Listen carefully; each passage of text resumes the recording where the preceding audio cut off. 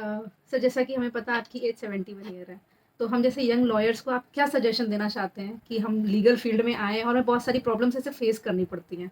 तो हम चाहते हैं कि आप हमें कुछ ऐसे टिप्स दें, ट्रिक्स दें जिससे हम इन सारी चीज़ों को टैकल कर पाएँ। देखिए, जहाँ तक ये सवाल है कि उम्र जी, उम्र का कोई पड़ाव नहीं होता बेटे। जी, अच्छा सवाल पूछा आपने। मैं बहुत सारांश में आपको बताता हूँ। मैं तकरीबन मेरे ख्याल से 47 या 48 साल की उम्र में मैंने वकालत चालू करी, और वकालत में लोगों ने ये कहा कि तुम वकालत सीख नहीं पाओगे क्योंकि बच्चे ही कितने हैं, 60 साल में आदमी रिटायर हो जाता है। आपको एज से कोई फैक्टर नहीं है, आप मानसिक रूप से कितने मजबूत हैं उसके ऊपर डिपेंड करता है। आपने प्रोफेशन चूज किया ना लॉ करके, मैंने तो प्रोफेशन उस समय चूज भी नहीं किया था, मैं तो I was in a different line. मगर जब आपने इसको अपना जब प्रोफेशनल करके लेके चूज करके आ रहे हैं, और लॉ ग्रेजुएट होने के बाद आपको भय किस बात का है? मैं तो इस उम्र में उतरा था, मेरे पास एक क्लाइंट नहीं था, मगर धीरे धीरे बनते चले गए। ऐसा नहीं है कि नहीं बनेंगे। आप मुकदमे जीतेंगे भी, आप मुकदमे हारेंगे भी, वो आपके तथ्यों और परिस्थितियों पर निर्भर है। और ये लोगों का बड़ा गलत कंसेप्ट है कि साहब कि वकील अच्छा नहीं है, या न्यायालय अच्छा नहीं है, या जज ने हमारे संग ऑनरेबल जजेस ने ठीक नहीं करा। ऐसा कुछ नहीं है। आपके मुकदमे में कितनी सच्चाई है, क्या वो चीज़ें बिल्कुल ठीक ठाक हैं जो आप लिख के आए, क्या जो क्लाइंट है उसने आपको सत्यता से बताया? अब बात आती है बेटो कि हम किस लाइन में आए। भाई कॉर्पोरेट की भी है, बैंकिंग सर्विसेज में भी है, इवन कौन सी ऐसी फील्ड है जहां पर की लॉयर्स की जरूरत नहीं है? हर फील्ड के अंदर है।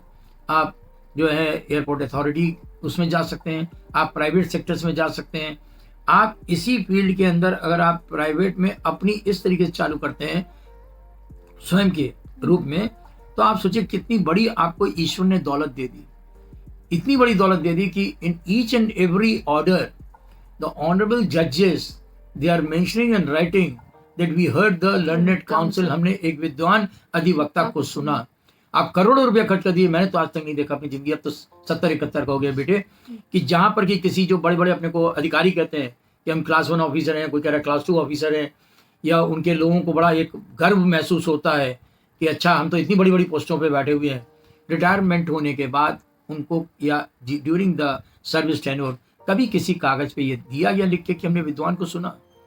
आपके पास कितनी बड़ी दौलत है। आप सोचिए, जो व्यक्ति आपके पास पढ़ा लिखा शिक्षित व्यक्ति आ रहा है, चाहे वो आईएएस साहब आ रहे हों, चाहे आईपीएस साहब आ रहे हों, या अन्य किसी भी उच्च वर्ग का आदमी आ रहा है, वो आपको वकील साहब कह के बात कर रहा है। आपको जो मान सम्मान मिल रहा है वो आपकी सबसे बड़ी दौलत, रुपए से भी बड़ी दौलत, वो दौलत है आपके विद्वान होने की।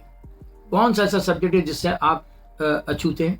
हर चीज में, चाहे आप सर्विस मैटर ले लीजिए, आप पारिवारिक विवाद ले लीजिए, जमीन का विवाद ले लीजिए, आप क्रिमिनल कोर्ट ले लीजिए, आप इसके बाद रेरा ले लीजिए, आप कंज्यूमर फोरम्स ले लीजिए, आप मेडिकल नेग्लिजेंस ले लीजिए। आप देखिए तो आप कितने वास्ट सब्जेक्ट्स में आप इतनी चीजें पढ़ रहे हैं, तभी आपको विद्वान कहा गया है। तो ये तो आपको अपने ऊपर खुद पे इतना विश्वास करना चाहिए कि हाँ मैं विद्वान हूँ। और विद्वान बनने के लिए कुछ नहीं है, सिर्फ आप हर तरफ देख लीजिए, किताबें किताबें हैं। आप किताबें पढ़ेंगी, आपको ज्ञान होता चला जाएगा। जो भी बच्चे, और मेरे हिसाब से हर बच्चा इंटेलिजेंट है, कोई बच्चा ऐसा नहीं है जो इंटेलिजेंट ना हो बेटे। ठीक है, अपने अंदर कॉन्फिडेंस रखिए। और सबसे बड़ी दौलत आज से मान लो कि आपके पास सबसे बड़ी दौलत है कि we heard the learned counsel, हमने एक विद्वान अधिवक्ता को सुना। Thank you so much sir.